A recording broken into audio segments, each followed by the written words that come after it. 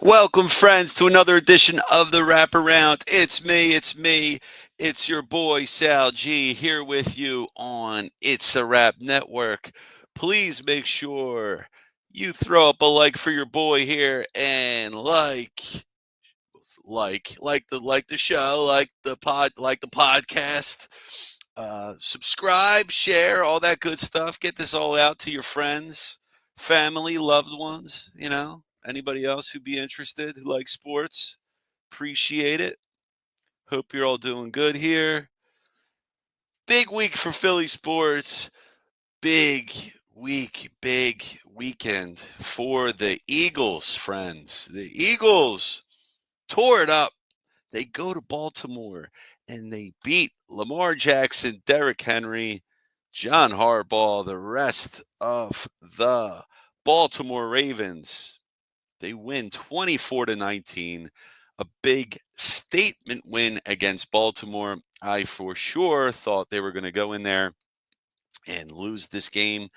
And even if they would have lost, I wasn't going to be worried about this team because I still think this team had what it took to get to the top. Well, forget about scratch all that. They won the game.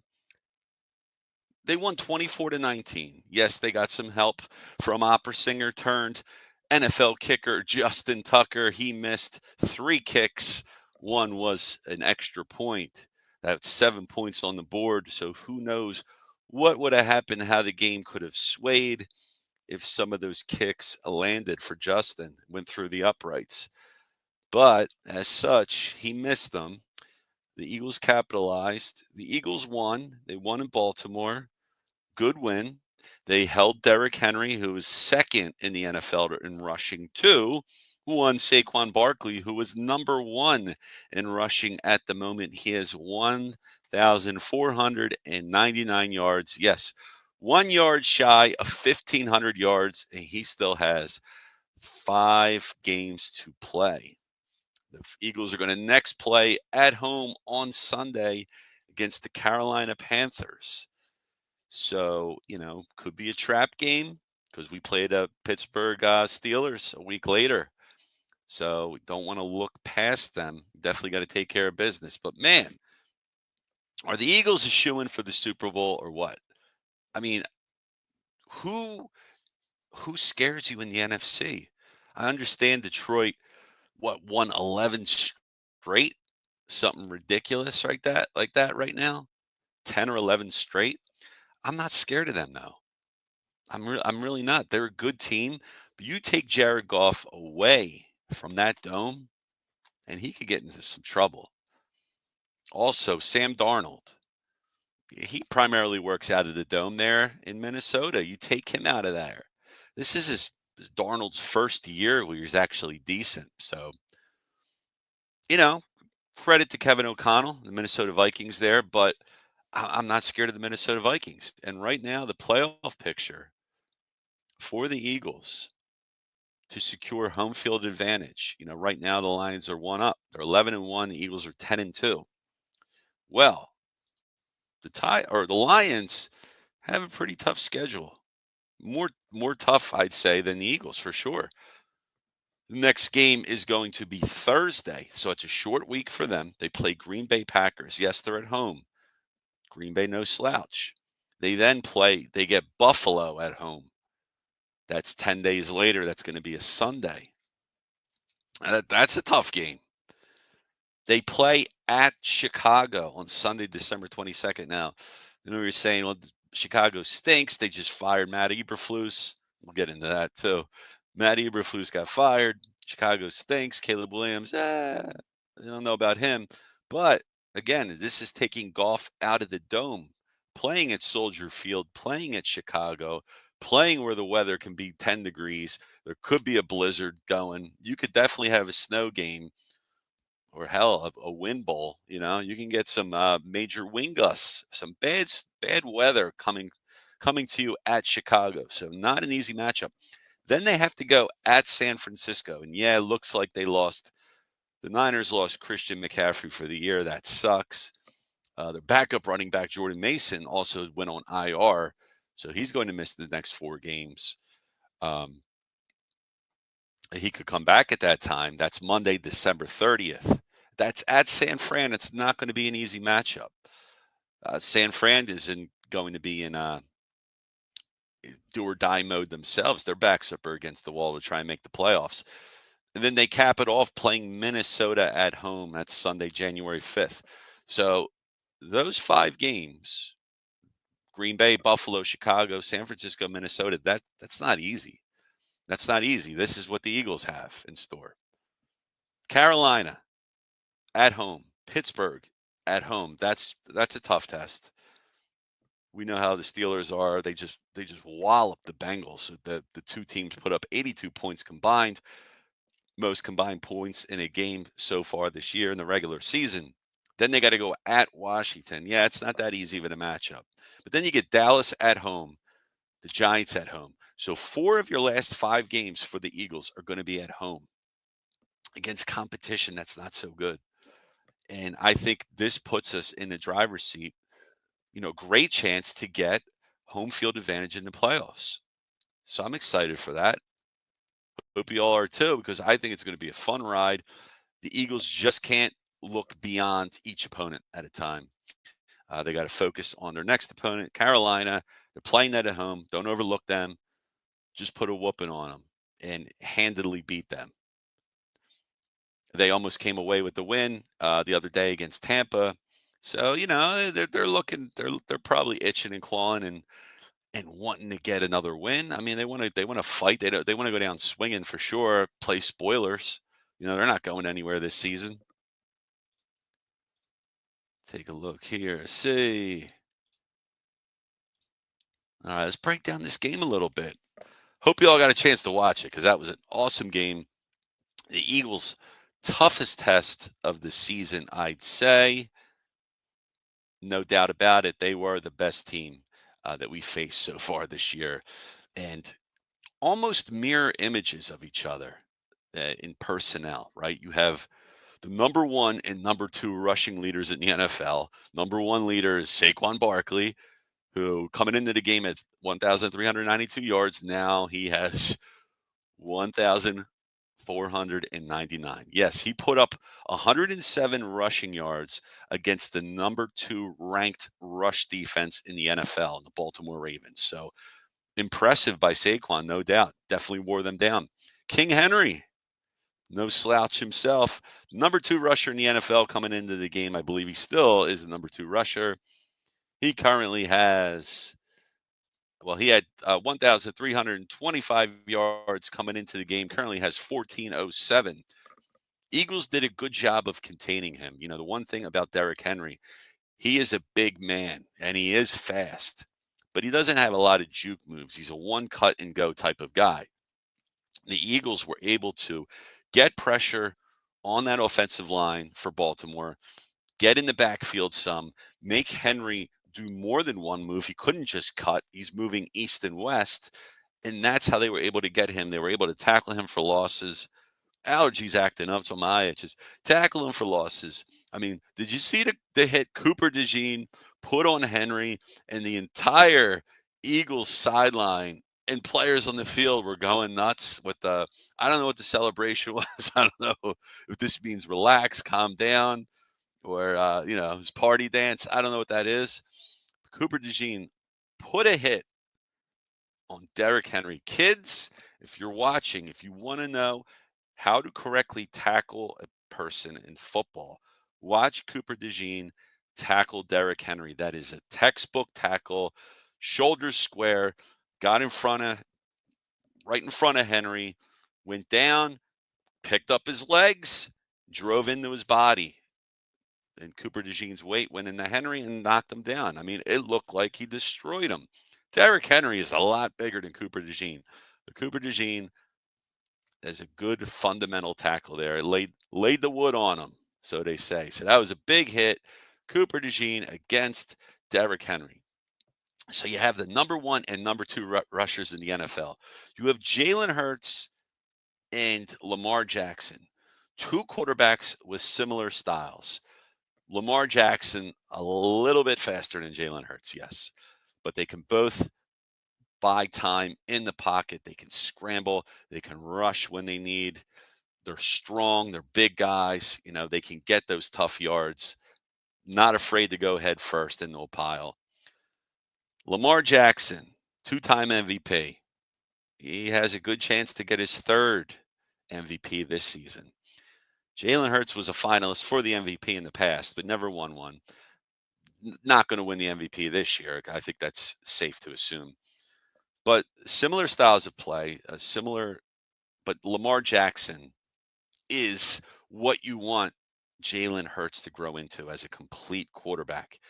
Lamar Jackson came into the game leading the league in passing yards. You wouldn't think that from Lamar Jackson, but he's won those other two MVP awards, and this could be his best year yet.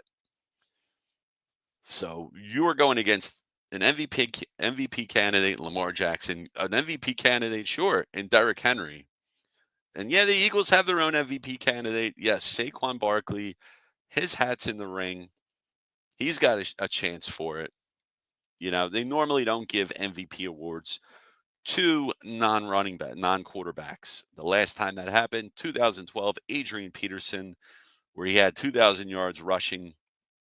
He was given the MVP award, but that was 12 years ago. My math is so bad. 12 years ago that a non-quarterback won MVP. Could it happen this year? Definitely can. As long as Saquon keeps chugging away, the offensive line of the Eagles keeps doing what it's doing, Saquon's going to continue to break those big runs. Again, I mentioned this before. Saquon Barkley was signed for a 3-year deal. Does not mean he's going to play the 2 more years after this. Okay, if I'm the Eagles, and I'm sure Barkley's got no problem with this because he seems like a team player, they're going to run him into the ground if it can get them a championship. You do it. You buy the championship. You got the Merc. He's not the Marco Murray. He's different. This guy is different. Change of attitude. He never had a bad attitude. I'm going to put it this way. But Barkley said, once he moved to Philadelphia, he became a lot happier. Now, why? Well, when you win, it makes you happier. When you lose, it breeds contempt, right? So Barkley is where he wants to be.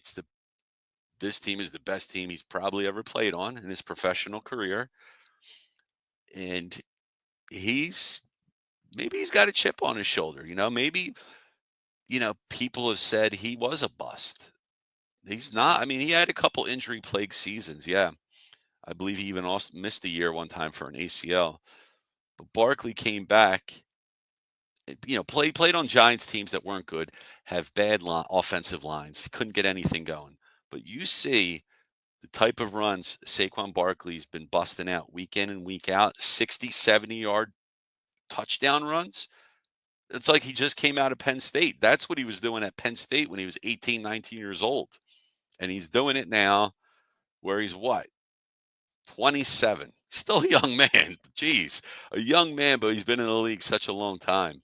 I've been in the league since he was 20. That's pretty wild. So, and he's got a long, nice life ahead of him after football ends, that's for sure. But run him into the ground, Philly. Use him. He is your secret weapon to win a championship this year. It's something that the Eagles have been missing. This closer. They got a closer, this running back in Barkley. First ever matchup between two 1,300-yard rushers coming into this game in Barkley and Henry. And both rushers having 10 touchdowns each, at least 10 touchdowns each. Henry came into the game with 13. So it's crazy. It's the first time in the NFL it's ever happened. This early into the season where we have two players who have numbers that would be excellent numbers for any player who ended a season on. No, they still have 5 games each to pad those numbers. Saquon got a chance for 2,000 yards, got a chance to break the rushing record of Eric Dickerson.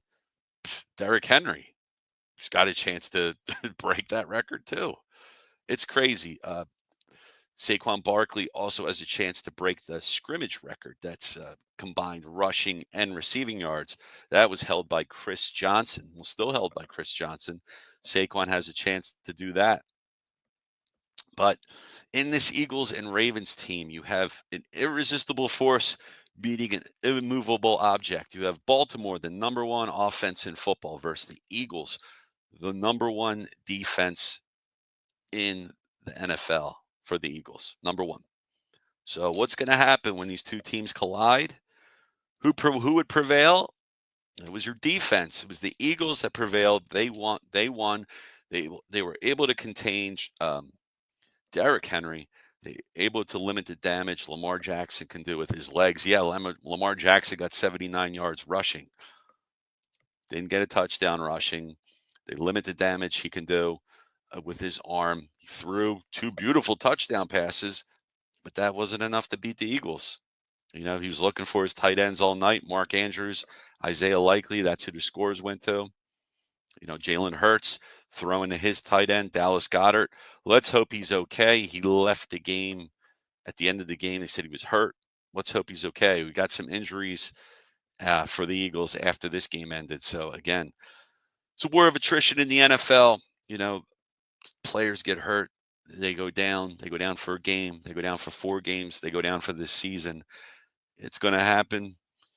Just if the Eagles can stay healthy, if Barkley can stay healthy, if the offensive line can stay healthy, and if Jalen Hurts can stay healthy, this team has a really good shot of winning the Super Bowl.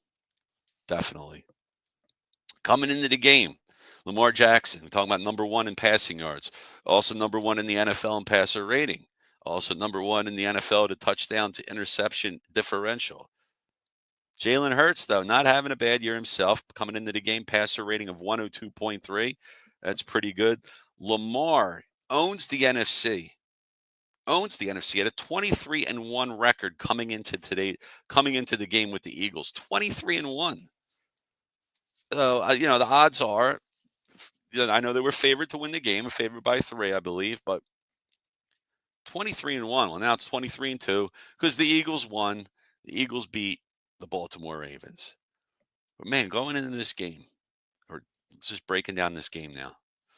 Let's check out, before we do that here, check out. I got to see some comments here. Make sure you throw some likes up for your boy. Sal, Big Al, what's going on, brother? What's going on? Cooper DeJean, Brian Chalkins. So who gave him that name? I saw that too, and I understand Brian Dawkins, Chalkins, line in the chalk or line on the ground, chalk line, dead guy like Cooper killed Derrick Henry. But who came up with that name? I want to know. If you came up with it, I'll give you credit, but I heard it already. Adam saying, "What's up, Sal, my man? What's going on, Adam? Hope you're having a good day, brother." Brian Chalkins. I kind of like that. I kind of like it. Kind of like it, but I always feel like if you're selling merch, you put that on a shirt, and nobody going to be able to sue you on that one, right? Because you got Cooper DeJean on there and Brian Chalkins. It's not even his name, so yeah, it's kind of funny. I like it. I like Brian Chalkins. If his name was Brian, it would work a lot better, but I like it. I like it. But anyway, let's go into this game here. First quarter, I heard Jim Nantz call Britton Coovey. And I was like, Jim Nantz don't mess up, man. He'll make mistakes. I was like, have we been getting this wrong in Philadelphia? Is this just because my ears and the way we talk? We don't say water, we say water.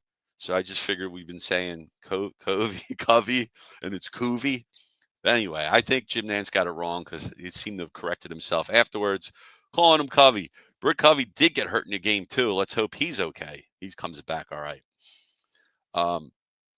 Man, things look bleak to start off this game because you had what looked like a sack of Lamar Jackson by Josh Sweat, but then you had an Avonte Maddox holding call that made it first down.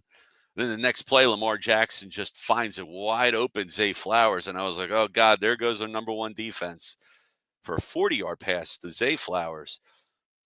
The defense came through. They were able to hold Baltimore to 3 on that drive, so that was huge. Huge to do that. Ravens, though. So they had the 3-0 lead. Justin Tucker. That was a kick he made and missing some. But, man, I saw Zay Flowers in that first quarter open on a couple of plays, and I was like, what is going on here? Where is the coverage? Where's the defense?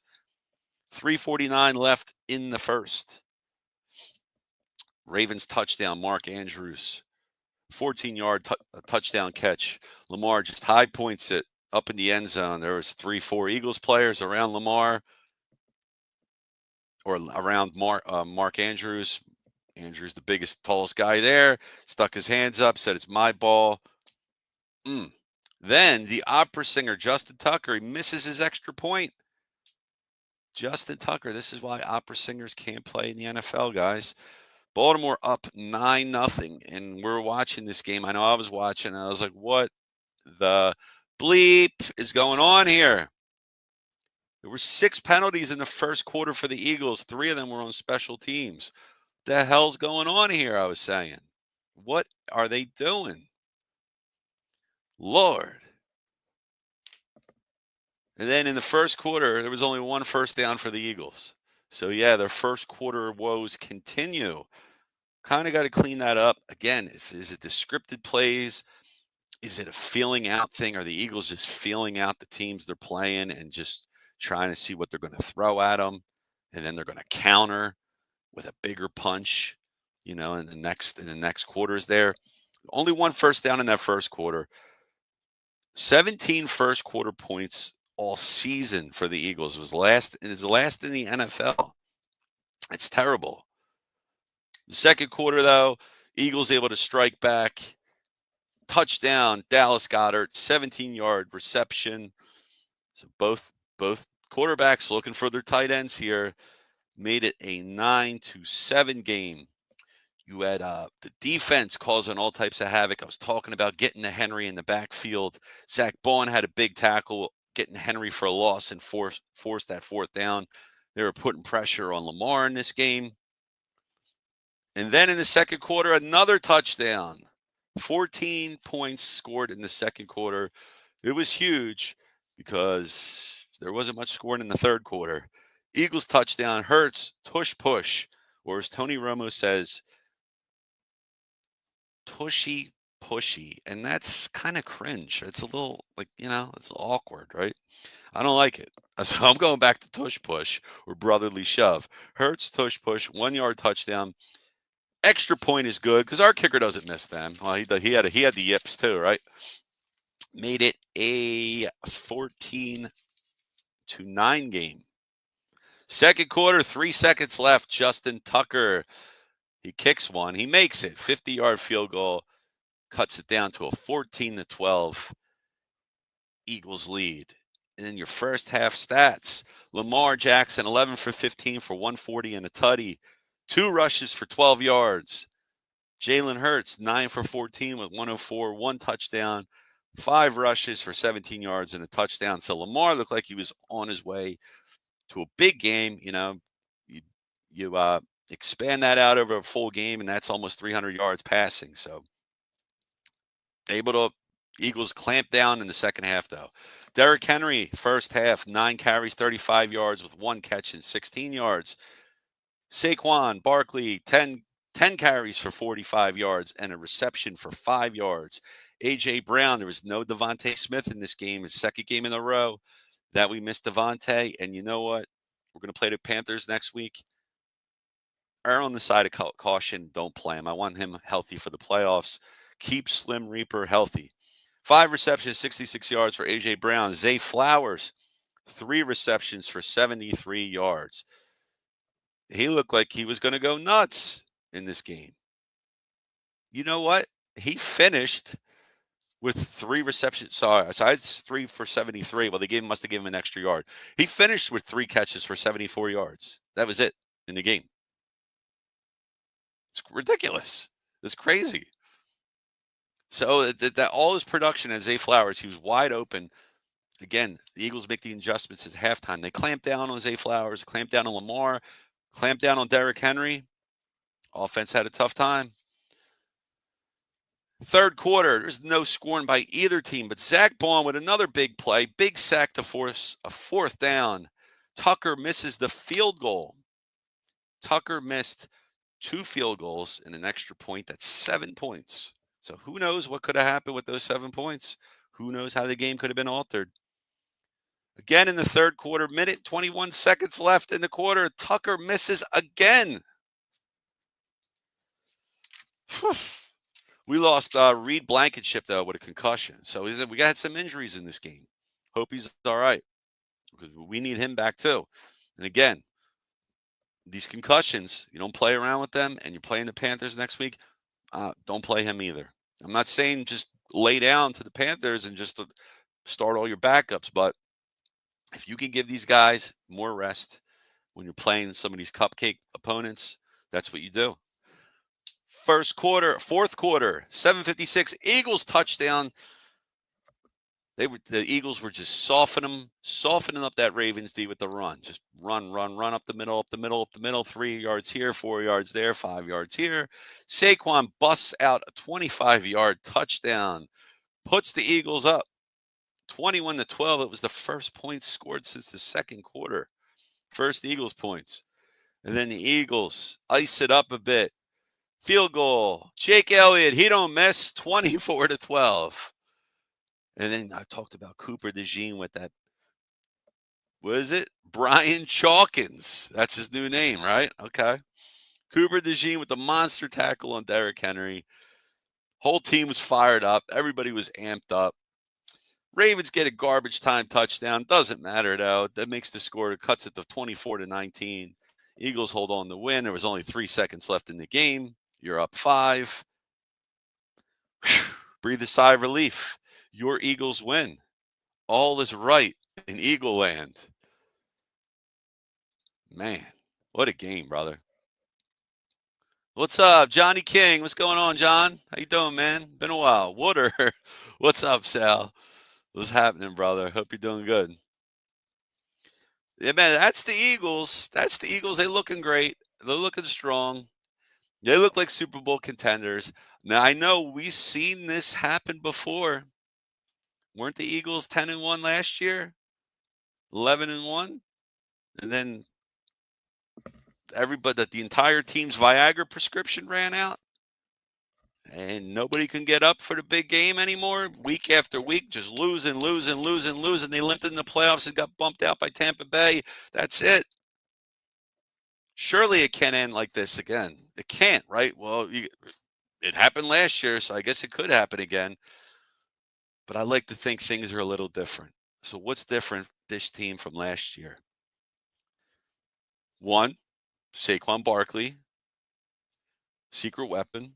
2, the draft pieces that they brought in. Quinyon Mitchell, who's on an island. They don't even want to throw to his side of the field.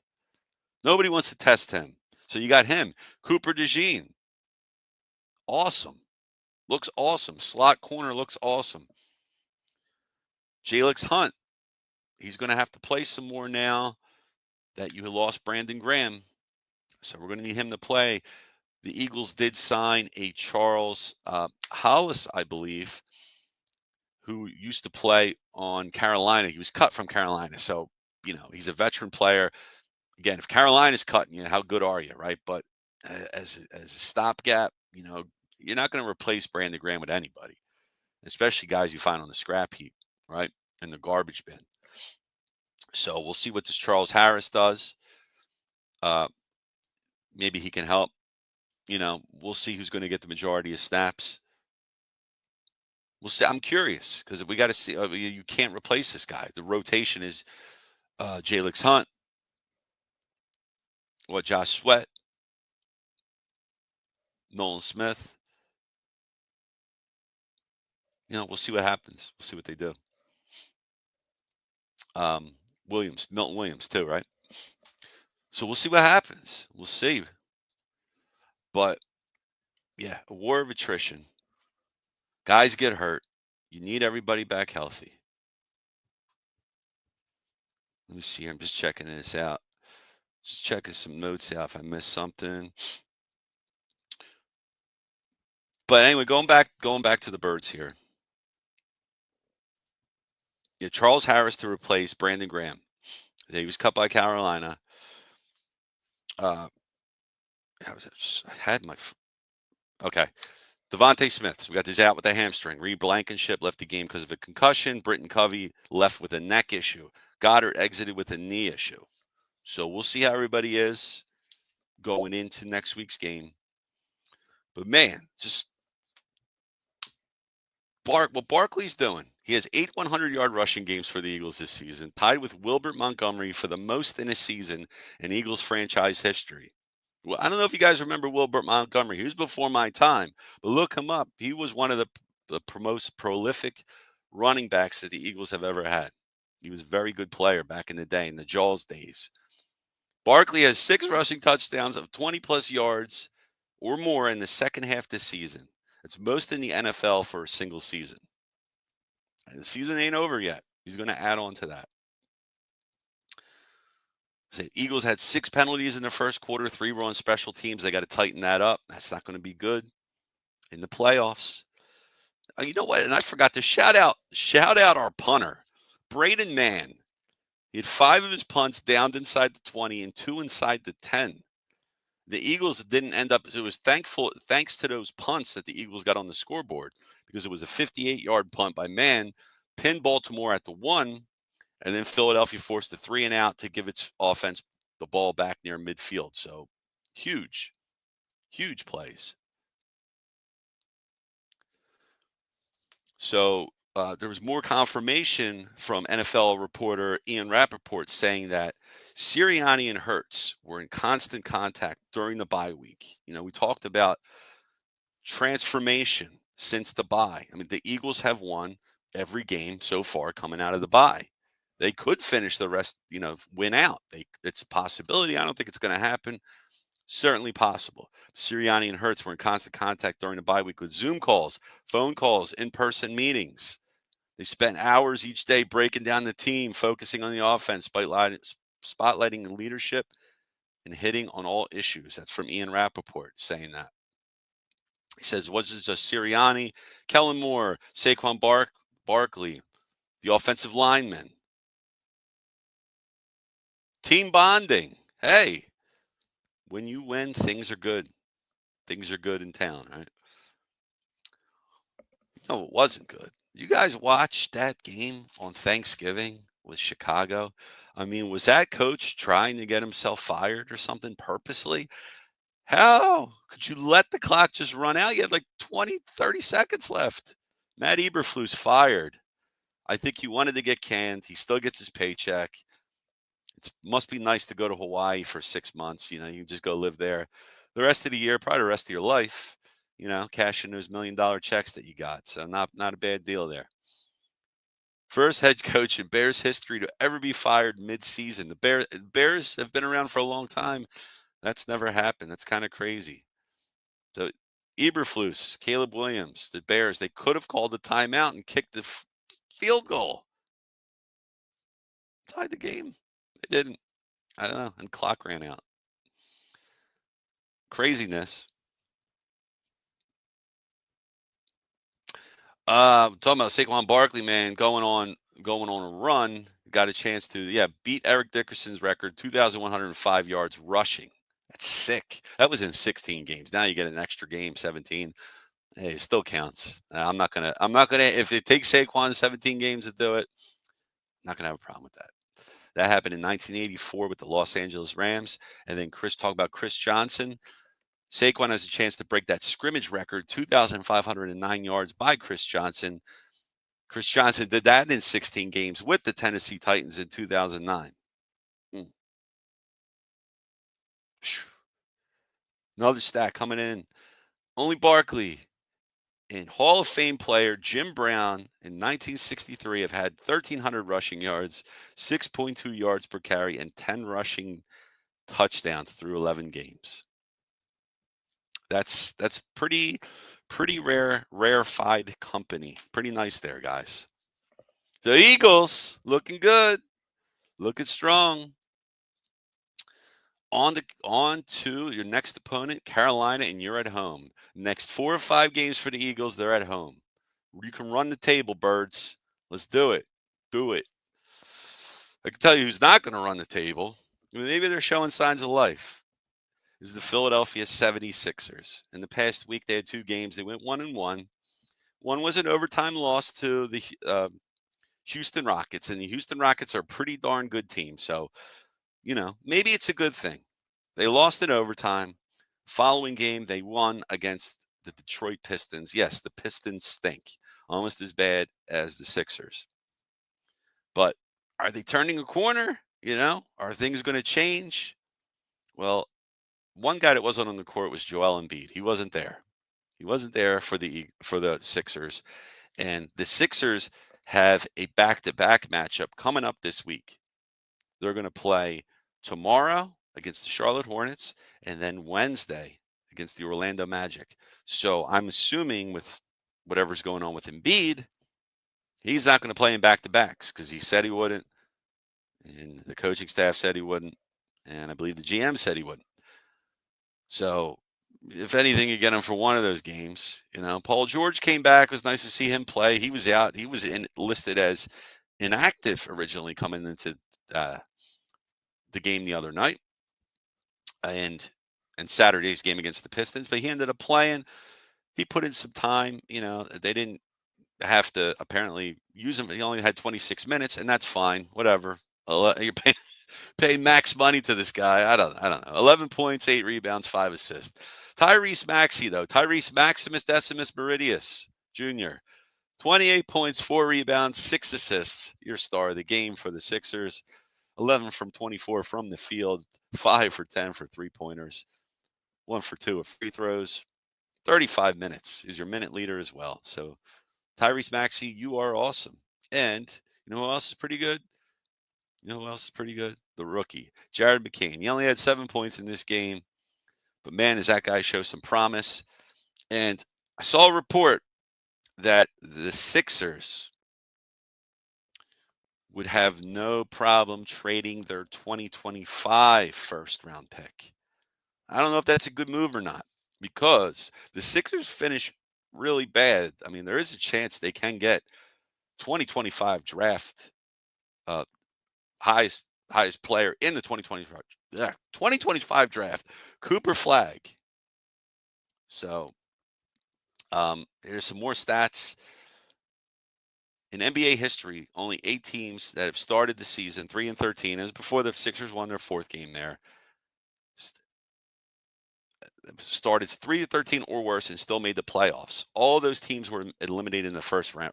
So, barring a miraculous turn of events for this team to win an NBA championship this season, I say it's highly unlikely. If it looks like at best they make the playoffs and they get bounced in the first round. Because all the other teams, the Pelicans, 2021, 22, that happened to them. The Sixers in 2010 and 11, that happened to them, lost in the first round. The Bulls in 04 and 05. The Suns in 96 and 97. The Cleveland Cavaliers in 84 and 85. The Bulls in 76 and 77, 67 and 68. And the Pistons in 62, 63. We're going back a ways. All those teams that started at 3-13, at best, lost in the first round of the playoffs. So, not looking good. And Joel Embiid,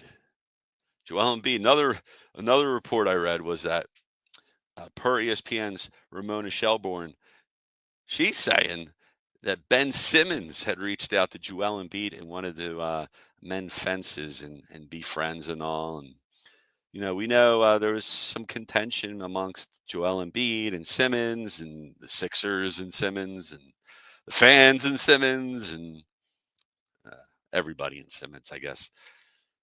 But no word yet on if they were able to hash it out.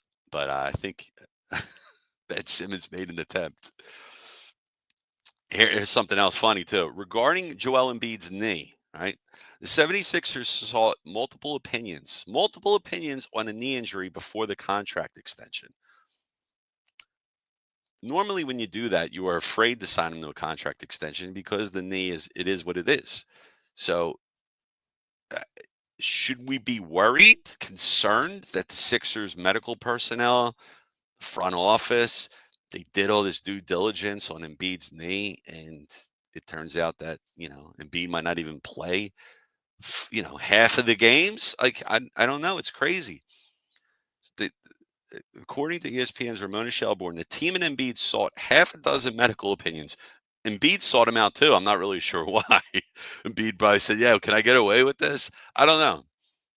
3-year, $192.7 extension. That's a lot of money, guys. A lot. Lord. So what, 65 million a year? Close? 60 and change. That's a lot of coin. Man, everybody consulted said his knee could be adequately managed by a combination of rest and procedures to promote healing. I don't know what procedures are. Promote healing, which Embiid has been regularly undergoing since last season. Another report from FanDuel, Sam and Mick from The Athletic, talking about Embiid, saying he has heard rumblings. He's saying, I'll be honest, guys, I knew that his professionalism had been questioned consistently around the league and within the organization. This is talking about Joel Embiid. So I guess his work ethic, saying, professionalism being questioned. It's not good. It's not good. So you hear all this. You hear the team doing due diligence about his knee, talking to medical profession. So you have all this information. And the information is you decided to give this guy a 3-year, $192.7 million extension. You got to live with him for 2 more years. I don't know who you're going to sell him to. You guys pennies on the dollar? Who's going to want him? Yeah, all right, when healthy, Embiid, one of the most dominant players in the NBA. Asterisks, when healthy, right? Earning 7 All-Star nods, 5 All-Star NBA selections, and an MVP award. Yeah, he's awesome when healthy. He won a scoring title in 22 and 23. Average career high in points, 34.7. I don't think you're going to get to that. You're not going to get no career highs again. Can you get to 30? He's not going to get 34. You're not going to average 34 a game. No way. He appeared in only 39 games last year. Do you see him appearing in many more than that? I don't know. I don't know. I hope they don't make a mistake. I hope they don't trade Jared McCain. I don't think they should. I hope they don't trade that first round pick. Because that first round pick they trade, I don't know if it stays protected. I don't know the ins and outs of NBAs when you finish in a certain rank. If you're dead last, do you lose that pick? I don't know what's going to happen. But if you have a chance to get Cooper Flag, I think you should tank. I don't know how a lot of the guys that came here, I don't know how they're going to feel. I don't know how Max is going to feel about tanking. I don't know how Paul George is going to feel about tanking. Joel Embiid probably don't care. I bet a lot of these guys that came here, veterans that signed here, aren't trying to lose, don't want to sit on the bench and just get smoked week after week. I don't know. I'm disappointed. I'm disappointed. Nick Nurse is probably going to get canned because that's the way it rolls. But yes, Daryl Morey has brought you Tyrese Maxey and Jared McCain, but he has also brought you this other mess. The process didn't work. So, Steve Nooms, what's going on, brother? He said, what did I miss with J.O.? Just talking about just all the rumors of the past week. Just a lot of dirt on him. People saying he's not a professional. As NBA players. Ben Simmons tried to make up with him. It's crazy, man. It's craziness. Adam saying, I'm surprised Doug Peterson didn't get fired yet. Yeah, you know what? Maybe the owner there will give him till the end of the season. I mean, Trevor Lawrence just came back. He had a bulky shoulder, and man, he was running for a first down. He slid, and dude just drilled him and knocked him out of the game with a concussion. Teams were fighting on the field, so I don't think Peterson is going to coach next year for the Jags. Maybe they'll let him finish the season out. We'll see, but they're going to fire him down. And say, shut it down and get the meniscus transplant. Yeah, I'm for it. But first, get clean, Joe. Thanks, Steve. Appreciate it. Yeah, man. But you know what? Let's transition to. Hey, you know what? Maybe the Sixers aren't doing what they thought we were going to do this year. But you know who's exceeding expectations? Maybe. Philadelphia Flyers right now, guys, are 12-10-3. They're 5th in the Metropolitan Division. They've won 3 in a row. That's a winning streak, guys. It has happened before. They won three in a row. Three in a row for the Fly guys. Toughest test for these guys comes Thursday night. At least they get a few days off to just chill, relax, right? Because they played Saturday. So Sunday, Mom, using my fingers to count. Sunday, Monday, Tuesday, Wednesday. 5 days. All right, till their next game from Saturday was their last game where they won in overtime against the St. Louis Blues. Mr. Overtime, Matvey Michkov comes through with another overtime goal. The Flyers, man, they're doing it, man. This team looks good, man. I'm not going to get my hopes. Michkov is the real deal, bro. He's the real deal. But they faced the Florida Panthers. Yeah, they won the Stanley Cup last year. They're really good. They're 15-9-1 and first in their division. So that's a tough game. But we play at home. So there's that. So let's go 4 in a row, Fly guys. Why not? Let's do it. We can do this. But man, Michkov, overtime machine. Listen, Tortorella, you can't bench this dude anymore. That's enough. That's enough. No more benching. I don't want to hear it. But man, I just heard. Looks like Sam Ersson can come back soon. They said he's practiced today, so that's good. They also sent Helge Grans back down. That was the defenseman. So it's possible they sent him down because they're going to activate Ersson. But maybe it's not, because maybe you wouldn't send the defenseman down. Maybe it's Jamie Drysdale coming back. I don't know. Rather not, but I mean the Flyers, man. When Ersson went down, I thought for sure the goaltending, because Fedotov looked horrible. He was ranked one of the worst goalies in the NHL. All of a sudden, stopping everything left and right. He's playing well. Kolosov's coming in. He's playing well. Problem is that when Ersson comes back, what are you going to do? You can't keep three goalies on the team. If you send Kolosov back down, he might do a baby act and take his hockey mask and go home. He might go home back to Belarus.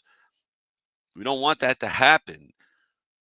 But this guy, he was already complaining. If he wasn't up with the big club by a certain date, I'm going to go back, get out. I think your best bet, honestly, if I'm the Flyers, you try and see if you could trade Fedotov. I don't know what you can get for him, but if that means you get to keep Kolosov and you have Ersson up here, Fedotov just turned 28. He's a rookie still, right? He's 28. So Kolosov's younger, a few years younger than Fedotov. I think you move Fedotov if you can get anything for him. Anything. I think you do it. You try and get picks. I mean, my buddy was telling me that there's a chance that the Flyers could get a first-round pick for Rasmus Ristolainen. And I was like, a first for him? So maybe Fedotov you can get I don't know, it's a third-round pick, crazy. But if you can get a first for Risto, I would do it. Do that deal. And it's crazy because we're a rebuilding team, the Flyers are, and it's like we have a gluttony of players at the moment. You have Anthony Richard, Tony Dick down in the minors who's still scoring goals. They had to send him back down because they had no choice. Cam York came back. So they had to send somebody down. And I guess Richard has the options. But he's been playing well. I like to see him back up here because he seems to provide some speed to the Flyers line. And he has a nose for the net. So I like to see that happen. I want to see Kolosov play some more. Maybe he's your future. I don't think a guy that's 28 years old who just came up in the league is your future. I don't think he's the number one goalie. I don't know. But the Flyers have a decision to make. I don't know if keeping three goalies on your roster is the smartest of moves to do. I think you got to do something here. And we'll see what that is. And some guys are going to get traded this year. It's going to happen because the Flyers are rebuilding. Joel Farabee is a possibility of getting moved. Morgan Frost. Scott Lawton could get moved. Ryan Paling, some of these third and fourth line guys. I mean, I don't know what you can get for them. Contending teams probably have enough of those third and fourth line guys. But Rasmus Ristolainen, he's been playing well. If you can get a first for him, and he's not a top pair defenseman, I think he's your second line defenseman. So shoot, if you can get a first round for that, I guess it's defensemen are hard to come by in the NHL if that's the market is for him right now. And then you have Zamula, who uh, I'm not really crazy of. So I'd rather Grans be up here than Zamula. Again, I don't know the options, how that works, but I like to see what they can do.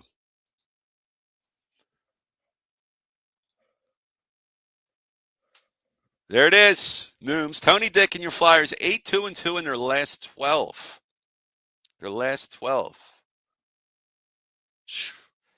Flyers 4-0-1 in their last 5 games. 3 of them going into overtime. So the overtime kings right now, led by Matvei Michkov, who had the past 2 overtime goals. And yeah, you gave me 8-2 and 8-3-2. I have since Halloween. Since Halloween night, Philadelphia's going 8-3-2. So yeah, there we go. So that's their last 13 games then.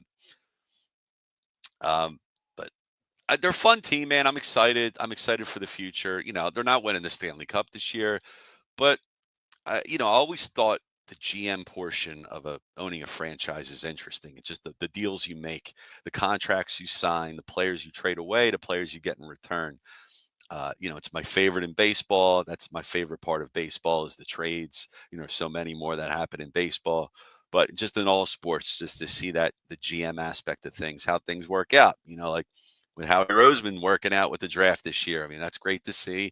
Howie Roseman fleecing guys, win deals. You know, when that phone rings and you see Howie Roseman on the caller ID, you don't want to pick that up. So I'm hoping that Danny Briere and Keith Jones can do something similar. You know, they don't got to rip everybody off. Just get some good deals, get some good picks, get some good players, whatever it is to churn out a better lineup. You know, next season to be competitive. You want to be competitive sooner. You want to contend sooner than later, right? So we'll see. Is Urson a number one goalie? No, he's a tandem goalie. I think he's definitely an NHL goalie, but I don't think Fedotov is. And at his age, why play around? If you can move him, move him. I don't think he's gonna.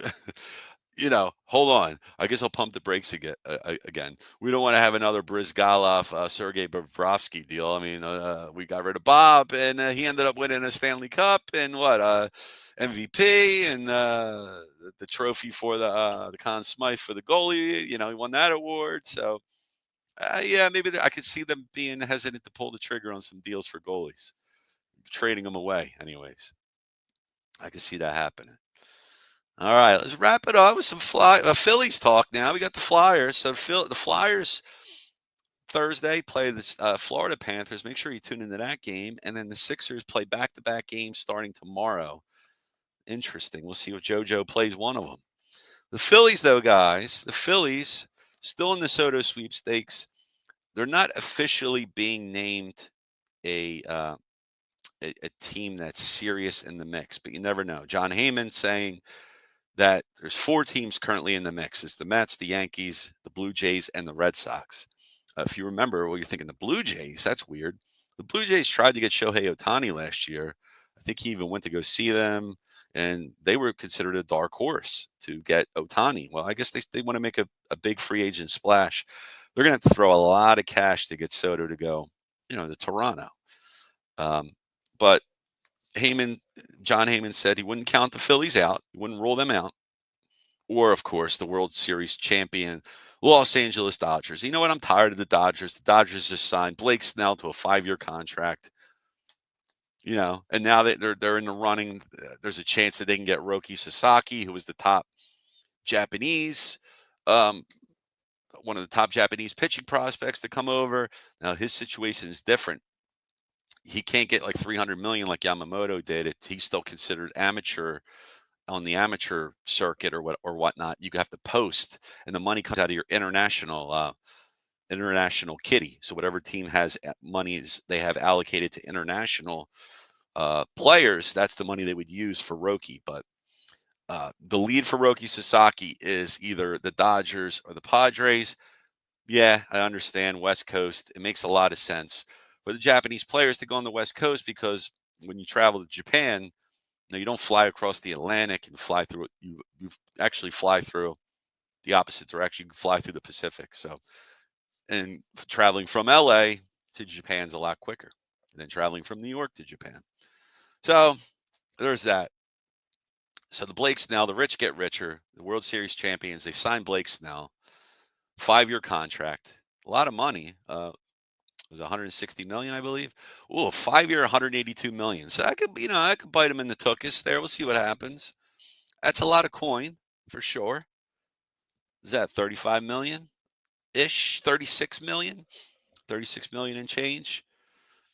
They also deferred money. So apparently this is a thing now that the Dodgers are doing and teams are doing. Defer contract money. If you could do it to get Soto, defer some of that money for 20 years, you do it. Chances Soto's going to take it? Probably not. You never know. You never know, right? I look at it like it's weird that even Ohtani that did it, right? I know Ohtani's rich. He's got all these endorsement deals, but it's like if I won the lottery, I'm not getting paid out an annuity. I'm not waiting 20, 30 years to get all my money. I want it. If I win 500 million Powerball, man, I don't care if that payout is 300 million. Pay it all up front. I don't know what's going to happen with the lottery commission in a few years. I want my cash now, man. Let that thing grow. Earn some interest on that. So I don't get the deferring the money, but I don't know. I guess it makes sense. It made sense to Bobby Bonilla. He's still getting paid, right? That was like 30 years ago. So the Phillies, they're not out of the running. I don't think they're going to get Soto. I just think it's a long shot. The winter meetings for baseball begin next week. That's where all the team ownership, the GMs, they all get together and they booze it up, and who knows what other debaucheries around them as they talk trades. So we'll see a lot of trades happen. Sometimes a lot of trades happen during the winter meetings. Sometimes nothing happens. So it's just an excuse, I guess, for these rich guys to just get together and BS and get drunk and do unsavory things. I don't know. Hopefully, I'm sure that they're fine. But that's taking place in Dallas. Winter meetings, December 9th to the 12th. Let's see here. Anything else for baseball? I'm just checking. Yeah, I'm still. We still got a lot of. Really, nobody signed. I mean, you got Blake Snell signed. You had You had Matthew Boyd signed. That was an interesting contract. 2-year deal for Matthew Boyd. $29 million. The Cubs signed him. That's not bad money. And Matthew Boyd showed promise. He could strike guys out. Heavy fastball. Walker Buehler. Mets are interested in Walker Buehler, but I wouldn't want him. The Dodgers declined to offer him a qualifying offer because chances were, if they did, Buehler would accept. A qualifying offer in 2024 pays you $21.05 million, and teams can get burnt by that. Sometimes the reason why a team offers it to, say, like Juan Soto, is because you get draft pick compensation when you offer that. So you offer that to Juan Soto, he's not going to accept it, but you offer it to a Walker Buehler or a Placido Polanco. That happened with the Phillies. They offered him a qualifying offer back in the day. He accepted it. That delayed Chase Utley's debut for the Phillies because of that. So you got to be careful with that type of move. That's a lot of coin. And you don't want to eat that on a marginal player. I wouldn't pay Buehler $21 million. So if the Mets want him, they can have him. I don't think he's that great anyway. So, all right, guys, I'm up against it here, but thank you all for joining me. Let me just show you here a couple things. Yesterday was our first Philadelphia Eagles post-game show, the Birds Fly Guy, here on It's a Wrap Sports. So make sure you tune into that, guys. We're going to have that after every game. You already see the next one's up, the next graphic. The Eagles versus the Panthers at home. Should be a win for the Eagles. Should be. And here's your clear the ice lineup on It's a Wrap. You got me going on Thursday. I get to cover it again against the Panthers. That's cool. And then I go again Saturday against the Boston Bruins. And then Sunday, Matthew takes us home against that Utah Hockey Club. So yeah, guys, it should be fun week. Brick up, MF. That's right. Come on, everybody. Show your love for your boy. Go like, share, and subscribe to the It's a Wrap Network. My name is SalG. You can follow me at SalG Philly on the X, on the Twitter. It's been fun, guys. I'll talk to you next time. Peace.